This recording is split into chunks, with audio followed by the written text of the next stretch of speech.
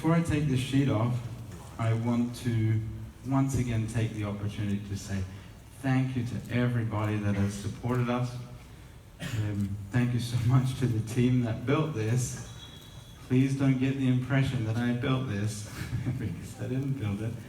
This incredible team that sacrificed so much, worked so hard, their families, their girlfriends and boyfriends and so forth, all of those people, the partners and investors and all of those people here today, thank you so much. And on behalf of the team, I am just a messenger. I hope you like their work. Let's take a look.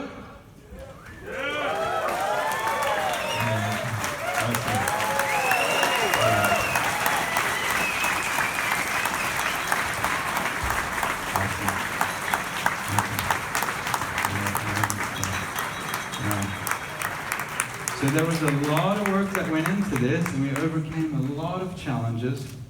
They pale in comparison to the challenges that stand ahead of us. And as Sanchez said, these are part of the reason why we're here. So let me walk you around the car. Let's come back here, little buddy.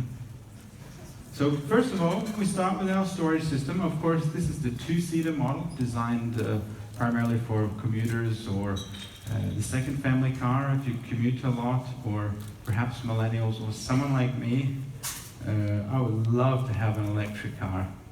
I just don't want to have 2 tons of machinery in my life, my private life. There's other machinery. So what we do is we look at your actual usage patterns and we say, how much storage do you need? Tap the button on the back, or if you have shopping bags, use the sensor and pop your whatever you're carrying in the boot. You'll notice this design here, other than being, in my opinion, in my very biased opinion, very pretty, there is a clear purpose behind it. Now, our process for developing this means that instead of doing it in silos, we do it in a very integrated manner. So we bring in manufacturing people, experts, our own manufacturing guys, composite guys, guys that build the molds and so forth, marketing and the product development, everybody into virtual reality and into the prototyping process so we can build this. It turns out to look very clean, but something that is really simple to manufacture at scale, but also, of course, in the problem of battery efficiency, you need to look at 3 key variables. Obviously, weight. That is a no-brainer. If it's an electric car, thank you, Steve Wozniak, it should be light. Secondly, the drag coefficient. It needs to have a good drag coefficient, and Ulla Jansson demonstrated a little of that today. And thirdly, roll resistance. But drag coefficient is what this here is all about. We didn't even, I mean, these rims, some of the people here's a favorite thing, but the rims were designed like that initially because we didn't want to continue the wagon wheel thing. We thought it's kind of time to move on from the wagon wheel thing in this car.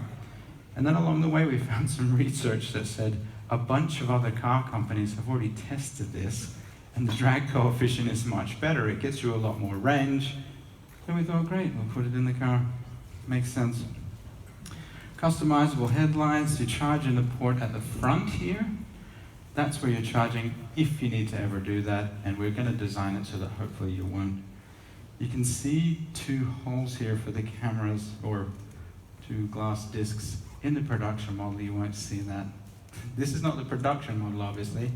That's going to be unveiled at U18 next year. You should probably be there. So right, we go around the side of the car. There's a little tape here. I'm gonna pull that out. You don't need to show this, buddy. Do you? Alrighty, so we're going to go take a look inside the car. Now, also on the side of the car here, we have cameras mounted, stereoscopic vision on the side, because we need to know where the other agents are. Agents is a term that comes from the robotics guys. They're cool. So quadroscopic at the front, stereo either side, and stereo at the rear. So when the vehicle knows who you are and how far you are away, there are many different ways to enter the car. But Verena gave me this smart key today, and she said I should get in the car with a smart key. Everybody here got a smart key, by the way. You got that one? it gives you a €1,000 discount on the car if you convert to it. So you should come here next year. So use this to log into the car and also start it. I am going to do this one here. Alrighty. Now I'm logged in.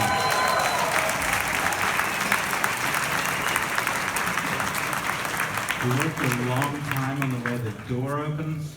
There's a lot more work we have to do. But from day one, I said, this needs to be like how a MacBook opens and shuts. So a lot of time was spent on getting that. And we'll go a whole lot further, of course. We haven't covered this hinge off because we want you to see that craftsmanship. I better not sit on this. Alrighty. Oh, first of all, before I get in this car, you'll notice a really big door space here. There's a design principle in Sweden called, right, stay open here. There's a design principle in Sweden that roughly translates to design for everyone. The Swedes don't think that there's people with functional hindrances necessarily. They just think we haven't designed the world for everybody. So we've got to make sure it's easy. There you go. We've got to make sure it's easy for everyone to get in the car, if you're in a wheelchair or anything else. But I'm going to jump in and take a look here. Now the first thing you'll notice is, although it seems small from the exterior, there is a lot of space in here. And if you're spending a lot of time in this machine, you need to have a space that you absolutely love to be in. You have full control over all the lights and everything, and we've designed the storage so that it fits everything you could need just right. My phone on the induction charger and so forth. We've turned all the lights on now, but they'll all turn on and off and are highly customizable. Now you notice the heads-up display system here, the optics that go underneath there. We can show you some stuff, but we're not happy with where it is yet, so we're not showing you that today. Plus, we've got to save you something for a U18 as well. So this is your optics environment, but here's my steering system. Now, this is not the only steering system that will be available. Of course, you can choose a normal steering system. This one is legal in terms of the regulations and is very intuitive. Don't worry about a different driver's license or something like that. And don't worry about learning how to use it. There is a joke that the guys use in the electronics team. They say, a user experience is like a joke. If you have to explain it, it's not very good. So, in the design process, we involved a lot of people, really thousands of people, from small children to the commissioner from the European Union who probably hasn't driven for a long time. We didn't tell them how to use it. We just put them in the VR and off they go. They got to grab the system and just drive back and forth. Now, you will notice there's not a lot of buttons on the dashboard. Buttons are not good for the environment. They're pretty expensive. There's a lot of them. I made a calculation once. It's like 300 million buttons used every year in automotive manufacturing. And I think you all know that we don't even know what they all do. So with a system like this, it's a lot more flexible. I can swipe back and forth. This is a cute reference. This is not the generation that swipes, that pulls a lever to turn right. This is the generation that swipes right. Sorry. Dad jokes. So if you want to turn left or right or turn the lights on or off, you just swipe right. I don't have to take my eyes off the road at any time. I can skip song, I can turn it up and turn it down. And here's the user experience. Let me swipe that one down here for a second. So you'll notice at the top here, there's a 180-degree camera that happens behind me. So I can always see what is going on behind me. You know, we still have cars with a blind spot. I don't think we need to continue having cars with a blind spot. This car has no blind spot. Now soon you'll see cameras in a lot of cars. They're coming out in all cars very soon, but in this vehicle category we can do it right now. It actually works out cheaper and simpler in mass production, and of course we have the cameras there already, so you can see what's going on behind you. Now I can switch through different parts. Here's my interior customization stuff. I can just flip that up. I can change all the different settings and so forth to make the experience really nice. I can look at my media player. I've got some kind of, let me swipe that up further. So I've got my songs and so forth. Looks like we have some Daft Punk. Thank you, whoever put that in there. And of course you have a bunch of different videos and media player and so forth. If you haven't seen the YouTube channel that these guys have, you should watch that video. Now we're back to, looks like window control, door control, and you can see I can handle all the seats and turn up and down the windows and the doors and battery status and all that kind of stuff. Handle the seats, I can preset things, climate control and so forth, a little bit of navigation. Apparently I'm parked.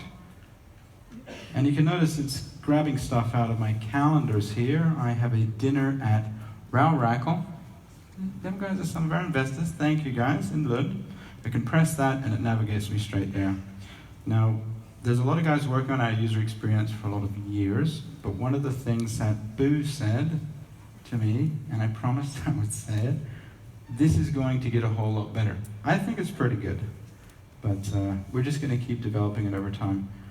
But it is, yeah, that's it.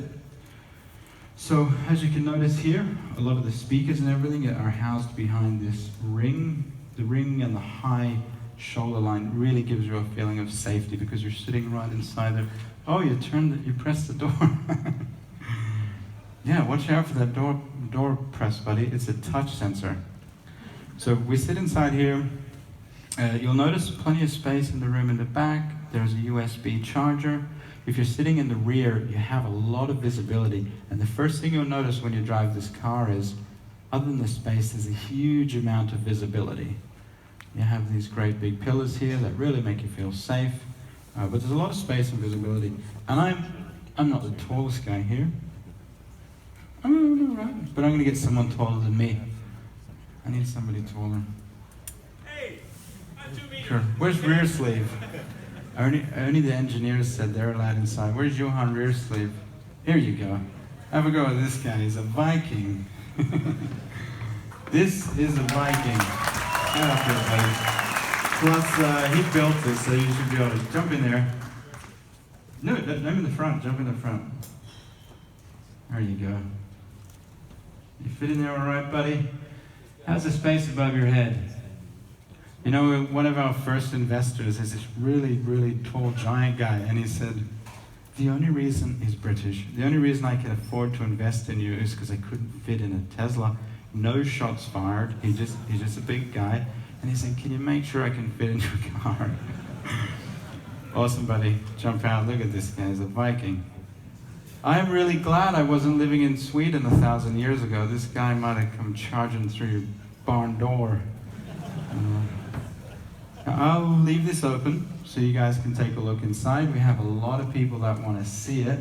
So let's transition quickly around the car if you can. We probably don't have time for everyone to sit in here.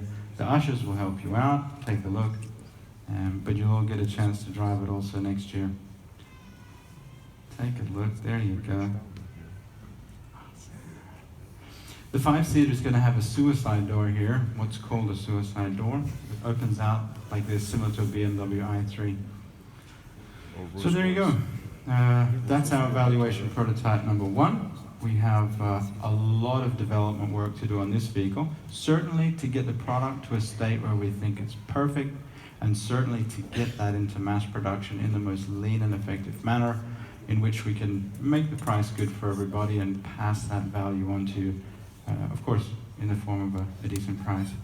I'm not going to log out of here, so please don't take it for a drive, because the vehicle knows that it's still me. And that's the end of the show, I think. I'm just going to head back up here.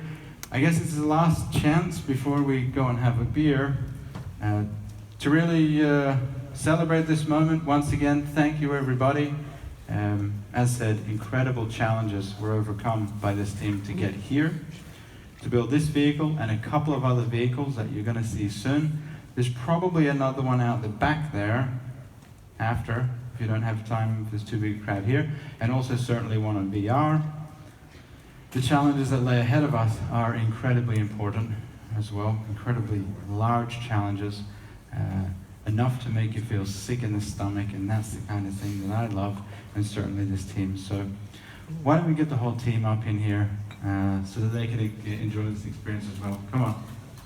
We're going to end the show with the team on stage so that they can have their moment. Come on, man. So nice. Let's go. Good one there. Nice. The whole guys, everybody. All you guys, come up here. Thank you guys so much for coming to our events. Thank you so much for supporting us along this journey. As said, we have such a long way to go in this space and around the world, and we intend on sharing that journey with everybody. We're going to show you the journey. Nice. Of course, you see how far we've come now compared to where we were. Wait till you see where we'll end up. Get it, Molitor. Get up here. Everybody, all of you guys. Nice, guys. Come on up here. Awesome. Oh, there, take that one.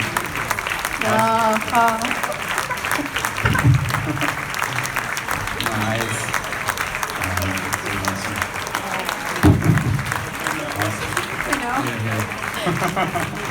Do the cheesy hand raising picture. There you go. Put your hands up. There you go. Yeah. Yeah.